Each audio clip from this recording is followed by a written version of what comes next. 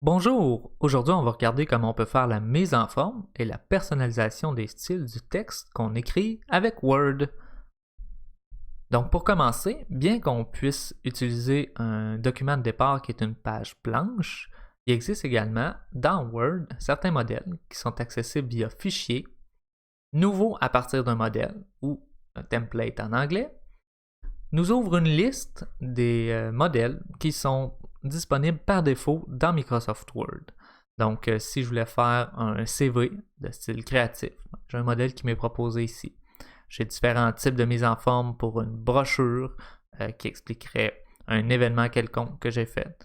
J'ai d'autres styles de CV ou même pour faire un menu ou consigner des recettes. Donc, la mise en forme, le style, la personnalisation est déjà préfaite pour vous. Puis vous pouvez seulement l'ajuster selon vos besoins sans avoir besoin de partir de zéro. Donc ça peut être intéressant à garder en tête quand vous avez un projet que vous ne voulez pas vous compliquer la tâche pour inventer une mise en page. Donc si on retourne à Word, on va regarder comment faire la mise en forme un peu plus de base du texte qu'on écrit. Donc tout d'abord, si j'écris un petit peu de texte, Allô le monde, j'ai au haut de l'écran dans l'onglet Home, donc l'onglet principal, l'accueil, les options de personnalisation. Si je sélectionne le texte, je peux venir modifier la police, sélectionner un autre style d'écriture, comme ça ici. Je peux venir en modifier la taille, sélectionner directement la taille que je veux, ou utiliser les raccourcis pour augmenter et réduire la taille de la police. J'ai un bouton qui me permet de modifier les minuscules et majuscules.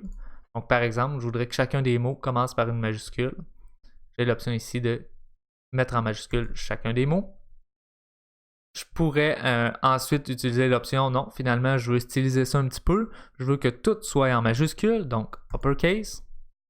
Puis, si jamais je me suis trompé, finalement, j'aimerais ça que tout redevienne en minuscule. Puis, on repart du début. J'ai l'option qui est disponible ici également. Ensuite, j'ai différentes mises en forme, donc le gras, l'italique, le souligné. Souligné dont on peut sélectionner également différents styles de souligné. Donc intéressant d'avoir une petite personnalisation. Puis ces styles-là peuvent également être combinés. Donc si je sélectionne tout le texte, puis que j'ajoute le style de barré, on remarque qu'en plus d'être gras, le texte est barré. En plus d'être italique, le texte est barré, et ainsi de suite. Ce qui me permet vraiment d'aller chercher la représentation que je veux. Ensuite, je peux modifier la couleur. Donc, je pourrais aller chercher une mise en forme de texte un peu plus particulière, avec des ombres, même un reflet. Sauf que je vous avouerai que c'est à utiliser de façon judicieuse parce que ça peut rendre le texte très difficile à lire. Peut-être à réserver justement pour un titre ou une petite partie du texte. Donc, pas avoir un paragraphe complet là, avec cette personnalisation-là. Puis, je pourrais ensuite décider de changer plutôt que d'avoir du bleu, mettre ça en vert. Puis également ajouter une couleur d'arrière-plan. Donc, disons vert sur noir pour donner un style plus particulier. Une fois que j'ai fait tout ça, ça se peut que je me rende compte que finalement, c'était pas du tout une bonne idée, puis que je veux retirer tout le style qui a été appliqué. Je peux y arriver très facilement en sélectionnant le texte concerné, puis en appuyant juste ici sur le bouton avec l'efface, qui va retirer tout le formatage. Faites attention, au niveau du formatage, il y a seulement la couleur d'arrière-plan qui ne sera pas retirée par ce bouton-là. Donc, il faut retourner la retirer manuellement. Puis, une fois que ça c'est fait, on se rend compte que notre texte est redevenu comme il était au début, donc écrit plus petit avec sa police de départ, sans aucun formatage appliqué. On peut regarder ensuite certaines options d'alignement. Donc, l'alignement à gauche comme on a actuellement, centré, alignement à droite. Puis, finalement, on peut regarder l'alignement justifié. Donc, je vais ajouter un peu de texte pour que ça prenne plusieurs lignes pour qu'on puisse bien voir ce qui se passe.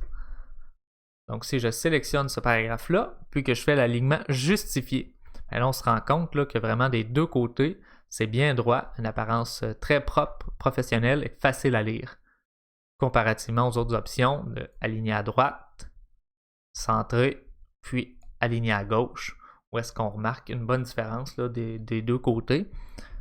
Bien sûr, ça dépend du type de document qu'on est en train de préparer, mais bien souvent, le justifié là, va définitivement faciliter la lecture et donner une meilleure apparence à notre texte. Ensuite, on se rend compte que c'est peut-être un petit peu collé les lignes au niveau de notre texte. On peut ajuster tout ça avec le bouton juste ici, qui permet d'ajuster l'interligne. Donc, interligne 1.5, interligne double, même éventuellement, ça pourrait être interligne triple. Si c'est un document qu'on veut faire imprimer et qu'on voudrait être capable d'écrire entre les lignes, ça peut être pratique aussi d'y aller avec un très gros interligne. Un autre mécanisme qui est intéressant dans Word est celui des listes. Donc, si j'ai plusieurs items à afficher qui sont reliés, on peut les mettre sur différentes lignes comme ça. Puis là, on n'oublie pas, étant donné qu'on est en interligne triple, c'est normal qu'il y ait énormément d'espace entre chacun des items. Si mes éléments ABC, je veux qu'ils soient dans une liste non ordonnée, donc où chacun des items n'a pas une relation particulière avec les autres, je veux juste qu'ils soient mis en valeur sous forme de liste. J'ai le premier item ici, qui est seulement des listes avec des puces dont l'ordre n'est pas important. Je peux modifier la puce qui est utilisée, donc avoir un rond, un carré ou un cercle blanc. Mais si je me rends compte que ce serait plus pertinent d'avoir un ordre, donc l'item 1, 2, 3, l'item ABC, j'ai juste à côté les types de listes qui sont ordonnés. Où est-ce que je peux, encore une fois, modifier le type de puce utilisé? Je peux avoir 1, 2, 3, je peux avoir ABC, puis je peux avoir en chiffre romain également. Donc ça devient intéressant si on veut énumérer des items dont l'ordre a une importance. Je peux bien sûr avoir plusieurs étages à ma liste. Donc, A contiendrait A.A puis A.B, puis je pourrais même avoir A.B.A. Ou est-ce que c'est la même liste, mais qui défile sur plusieurs étages? Là, ça peut être intéressant d'utiliser le troisième type de liste, donc les listes imbriquées, pour mettre en forme ce type de liste. Une qui est intéressante dans ce cas-ci, c'est celle-là, avec les chiffres où est-ce que j'ai 1, 1.1, 1.2, puis 1.2.1, puis que ça s'ajuste là, définitivement selon le nombre d'étages qu'on a. Donc, quand on a plusieurs niveaux de liste, le dernier item est intéressant pour avoir vraiment un style plus spécifique. Ensuite, on passerait à la mise en forme de notre texte avec les styles. J'écris plein de textes, donc disons, j'aurais un titre. Je pourrais avoir un sous-titre. Dans mon texte, je pourrais avoir un autre sous-titre. Là, je vais juste me remettre en interligne, disons 1.5, pour que ça soit plus facile à lire sur une seule page. Donc, j'ai fait un petit peu de mise en... J'ai écrit du texte, en fait. Maintenant, je vais faire la mise en forme. J'ai, à ma droite, ici de l'écran, des catégories que je peux utiliser. Donc, mon titre serait l'élément le plus haut niveau, donc de heading 1.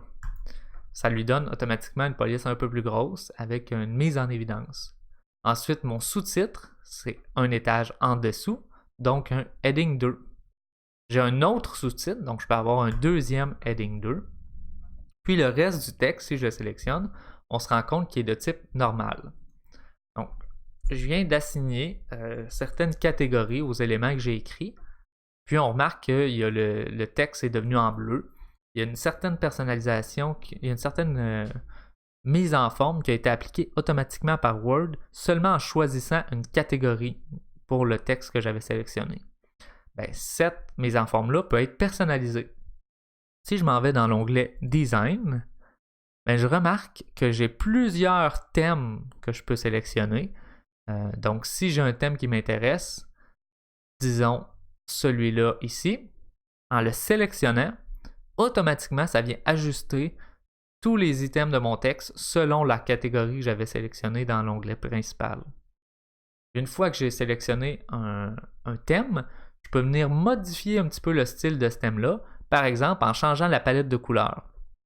Si je me dis le bleu, je ne suis pas trop sûr, j'aimerais ça quelque chose d'un peu plus éclatant, je peux y aller avec du jaune. Là, ça vient ajuster tout en jaune. Je pourrais me dire La police, je la trouve moins intéressante, donc venir changer pour le thème que j'ai sélectionné, la catégorie de police, puis aller chercher peut-être quelque chose qui serait complètement dans un autre style. Donc, comme ça ici. J'ai donc appliqué une personnalisation au style qui était préétabli par Word. Je peux retourner dans mon onglet principal. Puis là, je me rends compte que mon texte normal, là, tantôt, j'aimais bien ça quand il y avait un petit peu plus d'espace entre les lignes. J'ai deux choix pour faire cette personnalisation-là. Premier choix, c'est de sélectionner le texte, puis de venir lui appliquer des modifications. Donc, dire, je vais mettre l'interligne, disons, 2.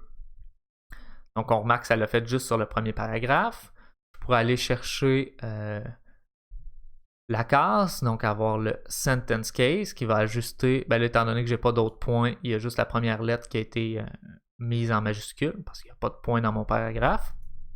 Je peux appliquer une certaine mise en forme, puis disons qu'on termine en mettant le texte là, d'un orange foncé.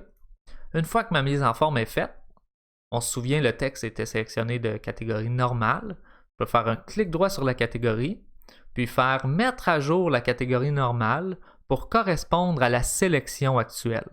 Donc les modifications que j'ai appliquées, qui étaient initialement ici du texte normal, pourront se répercuter partout dans le texte où il y a du texte normal. Donc mon deuxième paragraphe, on voit, vient d'être mis à jour pour refléter les changements que j'ai appliqués à la catégorie. Je pourrais y aller à l'inverse, plutôt que de partir d'une mise en forme sur le texte. Je pourrais partir de la catégorie, faire un clic droit, modifier. Puis là, je me suis rendu compte que finalement, le texte en orange, c'était pas une bien bonne idée. Donc, je vais retourner avec du texte en noir. Par contre, je vais augmenter un petit peu la police. Donc, je fais mes modifications où j'ai accès là, à beaucoup d'options de personnalisation comme j'ai dans mon menu ici. En confirmant, ça vient réappliquer pour tout le texte de type normal dans mon document la mise en forme qui est sélectionnée. Donc ici, je me rends compte que j'ai peut-être des sauts de ligne de trop. Donc, le dernier élément, une fois que j'ai complété mon document, ça serait de le sauvegarder. J'ai plusieurs options qui s'offrent à moi. La première, c'est d'utiliser la disquette, la traditionnelle disquette qu'on est habitué de voir, pour sauvegarder un document de type Word, donc un .docx, qui me donne accès en fait à un fichier que je vais pouvoir réouvrir par la suite avec Word, puis continuer à éditer comme je le vois ici en ce moment. Donc, faire une partie de mon texte, le sauvegarder en docx, puis ensuite le rouvrir, en faire une autre partie, et ainsi de suite. Une fois que mon document serait vraiment complété, puis que je veux le partager aux gens, mais sans qu'il soit modifiable, je peux faire l'exportation en PDF, donc un format très commun, facile à partager.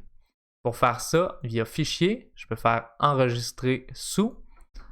Puis, dans la liste, c'est tout simplement, plutôt que choisir DocX, aller dans le format d'exportation PDF. Donc, le PDF, en confirmant, va me créer un fichier qui ne sera plus éditable dans Word. Donc, c'est une photo de la représentation que j'ai dans mon document Word actuellement. Mais toutes les personnes qui vont le recevoir vont pouvoir l'ouvrir facilement dans un lecteur de PDF. Donc, c'est ce qui complète la partie de mise en forme et de personnalisation du texte avec Microsoft Word.